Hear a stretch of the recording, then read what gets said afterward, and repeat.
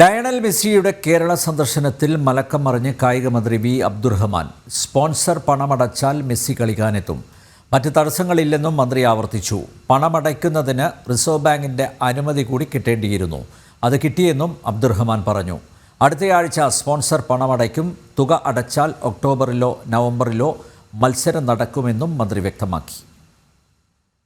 നിലവിൽ അർജന്റീനയുമായി ഗവൺമെൻറ് നല്ല ബന്ധത്തിലാണ്, ഇപ്പോഴും അങ്ങനെ തന്നെയാണ്. അവർ പറയുന്ന ബിൻഡോ എന്നുള്ളത് ഫിഫ ഓരോ ലോക റാങ്കിങ്ങിലുള്ള വേൾഡ് റാങ്കിങ്ങിലുള്ള ടീമിനോടും അവർക്ക് പുറത്തുപോയി സ്വതന്ത്രമായി മാച്ച് നടത്താനുള്ള സമയങ്ങളുണ്ട്. അതാണ് ഫിഫ വിൻഡോ എന്നുള്ളതുകൊണ്ട് ഉദ്ദേശിക്കുന്നത്. അത് പ്രകാരം നവംബറും ഒക്ടോബറിലുമാണ് ഈ അർജന്റീന അടക്കമുള്ള ടീമുകൾക്ക് വിൻഡോ അനുവദിച്ചത്. ആ സമയത്താണ് അവർ കേരളത്തിലെത്തേണ്ടത്. അപ്പോൾ സ്പോൺസർ ഇപ്പോൾ നിങ്ങൾ അറിയിച്ചെന്ന് പറഞ്ഞു പണം കൊടുക്കും. അദ്ദേഹം പണം അടച്ചാൽ മറ്റ് പ്രശ്നങ്ങളൊന്നുമില്ല.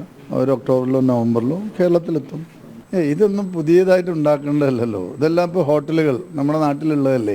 എത്ര ഹോട്ടലുകളുണ്ട്? തിരുവനന്തപുരത്ത് 1000 മുറി വരെ നമുക്ക് ഉപയോഗിക്കാൻ എന്താ പ്രശ്നമുള്ളൂ? നമുക്ക് ആകെ വേണ്ടത് 102 ടീമുകൾക്കായി മാക്സിമം 125 മുറികളാണ് വേണ്ടത്, ഒരു ഒഫീഷ്യൽസ് അടക്കം.